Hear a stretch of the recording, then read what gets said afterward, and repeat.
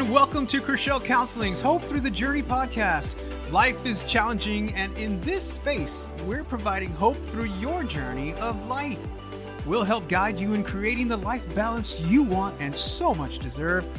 In this podcast, we talk about all things mental health and so much more in a simple and easy to understand way.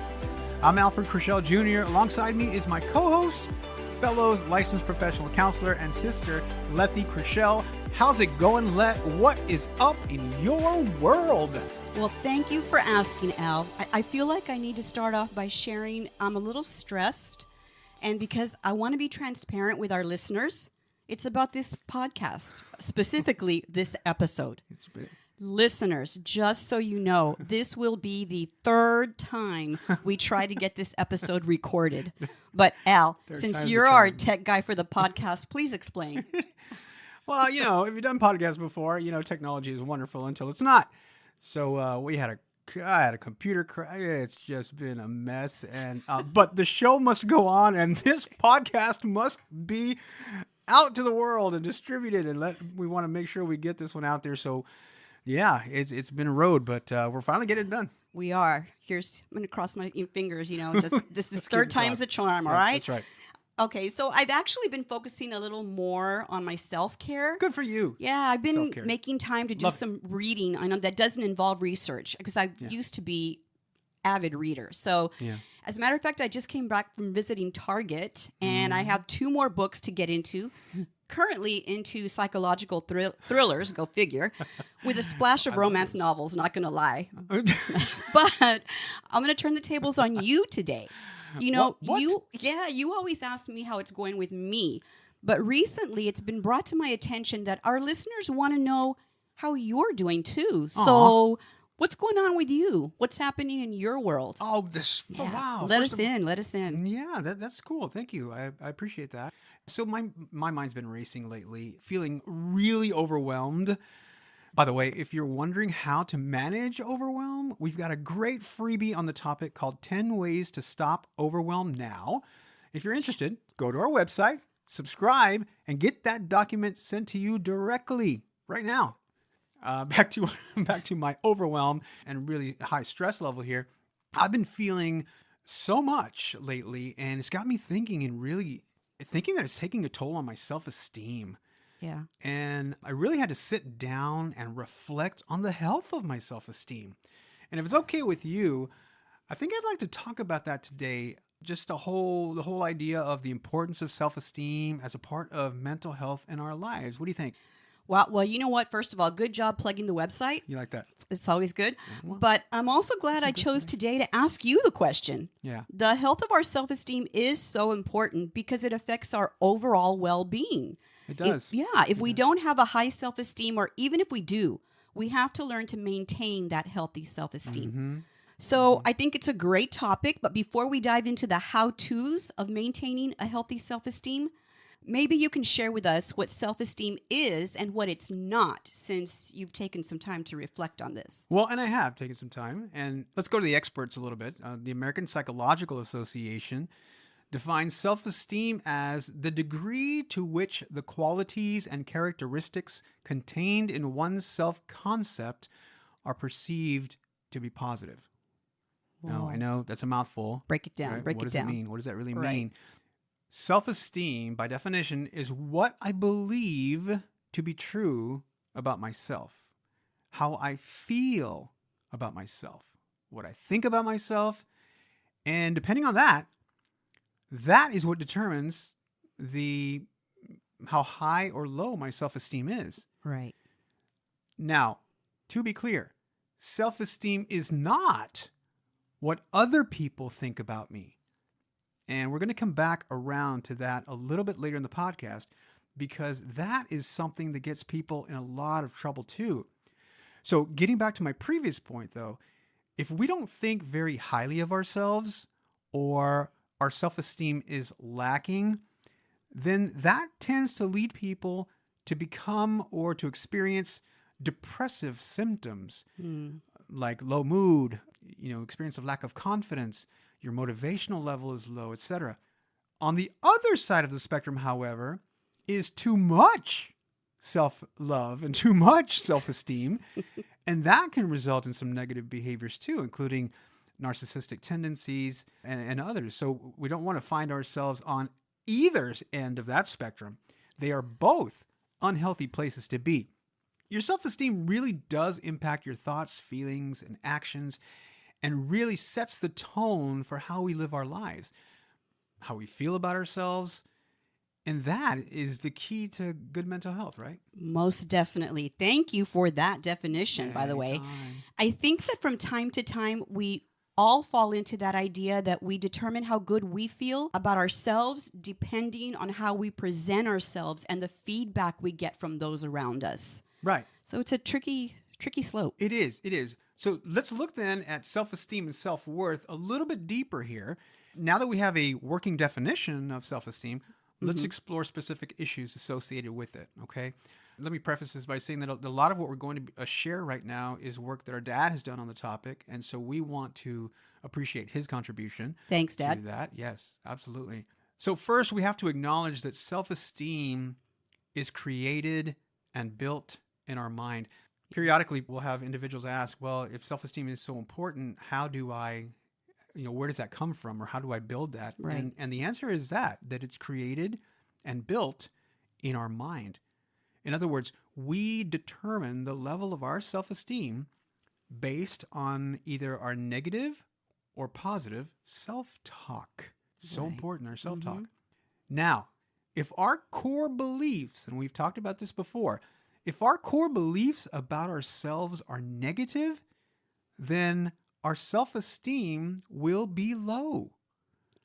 Conversely, if our belief about ourselves is positive, then we will have a high self-esteem. So think about it. Just as a self-assessment here, stop right now and just rate your self-esteem on a scale of 1 to 10, 1 being horrible and 10 being amazing. What number, as we sit here and talk, would you assign to your self-esteem? Now, that's a rhetorical question, Let. No need to answer it. Don't want to put you on the spot here. Oh, okay, but- sorry. I would answer it, but I have a story. Oh, good for you. No, Let's hear it. I do have a story, but not for this moment. Okay. So, just to remind everyone about those core beliefs. Right. Those can be difficult to let go. And anyone who's new to the podcast, or if you need just a reminder, people are not born with core beliefs. They are learned. These beliefs are like a lens. Think of what and how you see things when you wear sunglasses, when you first put on the sunglasses, right? I wear mine at night. Well, you want to be cool that way. That's great. I wouldn't be able to see anything. I think I should date All right, myself so again this with that lens through which you see every situation or life experience that you go through. The good news is, because those core beliefs are learned, they can be unlearned. So what I'm saying is, if you just scored yourself at the low end of the self-esteem scale right now, you don't have to stay stuck there. That's right. Since it's created in the mind, we can build it back up. Right. So, and then there's this issue of positive and negative self-talk that we touched on. Let's talk about this for a little bit, because this is another huge thing. What we tell ourselves about ourselves is so critical when it comes to self-esteem. I like to use a sports analogy here when I explain this to individuals, and the analogy is this. I'll ask it as a question. Do you believe that an elite athlete, pick anyone, do you believe that they wake up in the morning, look in the mirror, and say to themselves, I'm no good, I can't do it, I'll never win? Or do you think they say, you got this, you're going to work harder today than you did yesterday, you're going to win, now let's go out there and do it? I mean, I'll give you another analogy. I may be dating myself with this one, but it's the closest thing I can think of to really depicting self-esteem or a high self-esteem in that regard. But it's like the Fonz. Arthur Fonzarelli, the Fonz. What does he do when he looks at himself in the mirror? He pulls his comb out of his pocket. He looks at himself in the mirror. He sees that it's all good, high self-esteem. And he just says, hey, right? Everything's good. So what does he do after that? He puts his comb back in his pocket because he doesn't need it. Everything's good.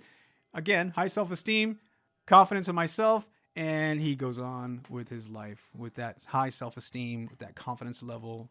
Yeah, so you know what? No question here. You did date yourself.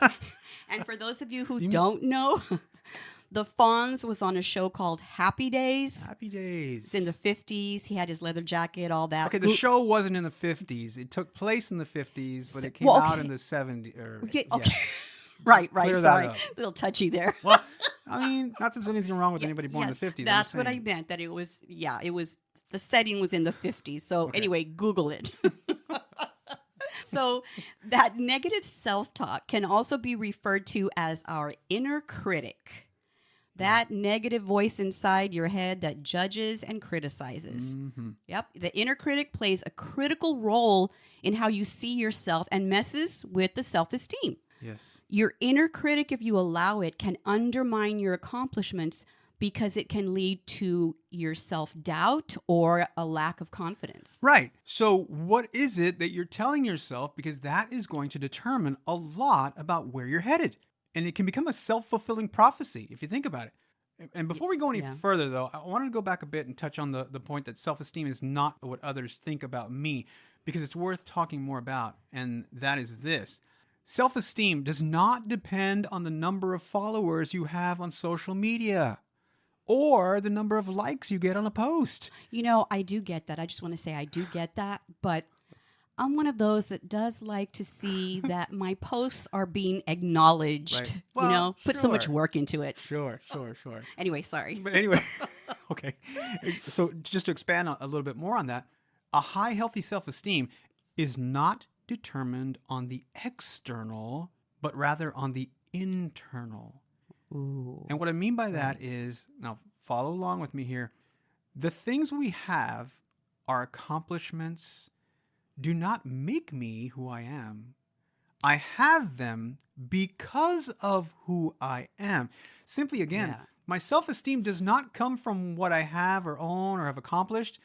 My high self-esteem, who I am internally, allows me to have the things I do, the outside stuff. Right. And I think that's where people struggle sometimes. They rely on the external to create their internal, when in reality, the internal is the one that needs to create creates the external. And I'm here to tell you the struggle is real. Yeah.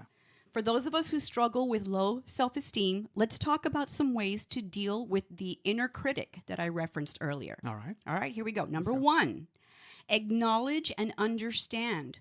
When those negative thoughts creep in, try to understand the source of where they're coming from. Yeah. Just ask yourself, why do I feel this way? How do these thoughts affect my behavior? Are there any patterns that I recognize? Do you go to those same thoughts? Yeah, sorry. And that goes back to those core beliefs. I think. When we think about where those thoughts come from, those thoughts are coming from those core beliefs that are negative, that have been irrational and destructive and harmful to us. Right. Number two, separate facts from feelings.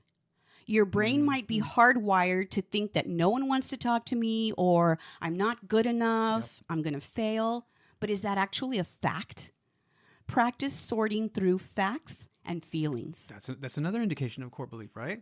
What we believe to be true and what is really true. Exactly. Number three, practice self-acceptance and self-compassion.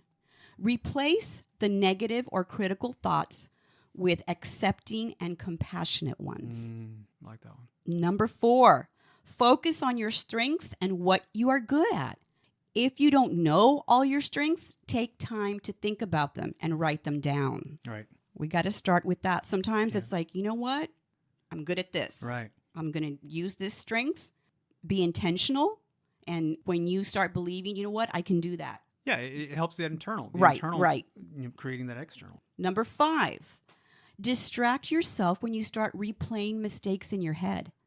Have you ever made a mistake and replayed those moments over and over again? I have to say that, Yeah, there you go. Yeah. Yep, that's me. Ruminating, as we call it. It doesn't resolve anything. It keeps us stuck. So what do we do? Being stuck. Yeah. Distract yourself. Take a walk, read a book, listen to a podcast. We got one. Yeah. Number six, remind yourself that everyone has an inner critic. Yeah. We all go through the same things. Right. It comes from the part of our brain that evolved to protect ourselves. So if you find yourself in a loop of critical thoughts, remind yourself that every human experiences self-doubts at one point or another. Yeah. And the good news again, your inner critic does not have to control your life. Oh, so true on that one. Yeah, and sometimes we think we get stuck in this cycle of Yes. the inner critic just taking over, and we just getting stuck in the cycle. And we wonder, like, why? Well, because we're not doing anything different. We're allowing that inner critic, like you said, to just kind of ruminate and Exactly. take control and manage everything for us. And that's not good. There are some tangible signs also to determine if you have high self-esteem or not. For example, if you can determine the difference between confidence and arrogance, then you have a high self-esteem. If you are not afraid of feedback, if you're not afraid of conflict, if you're able to set boundaries, if you're able to be assertive without being pushy, if you're not afraid of setbacks or not afraid of failure, and if you accept who you are, you have a very high self-esteem. And that is, after all, what we're all working towards, right? Right. You know what? And I think that the challenge is maintaining that same high self-esteem all the time. Mm-hmm. It's about being our authentic selves, being who we are, accepting I am enough. I am enough. Yeah. I understand that I can try to do good and be a good person, and that is the best that I can hope for. If I fail, I can try again. I am the only one who can choose to change for the better. No one else can change me. Oh, that's powerful. That's powerful stuff. I am a good person. I'm trying to be the best person I can be, and that's all I can hope for. I love that. Right. I love that. All right. Well, boy, that's a bunch of information, and it's going to take some time to kind of absorb that, but really understand that, because all these tips that we just explained are really helpful. And if you're looking for the pathway on how to build your self-esteem, replay this podcast and just write down some stuff to speak to you, that gravitate to you, and use them. That's what they're for. All right. I want to thank you all so much for joining us for today's podcast. We hope you received some valuable information. And if you did, please submit a review to let others know all about what we're doing here. And as I said earlier, make sure to subscribe on your favorite podcast or to our website so you don't miss out on any future episodes or any tips and strategies that will help you navigate your mental health. Our website again is ChrixellCounseling.com. That's CRIXELL counseling.com. If you're looking for some Instagram, you can follow me on ChrixellJr.Alfred. Where can the audience follow you on Instagram? Mine is Anna Chrishell. Please go follow us right now if you haven't already. Once again, thank you for taking time to listen to the podcast. Remember, practice makes permanent. Yes. Thank you, Let, for sharing a little bit of you on the podcast today. Life is a journey, everyone. Thank you again for allowing us to share a little piece of our life with you. Remember, you are not alone. We're in this together. We got this. Talk soon. Bye.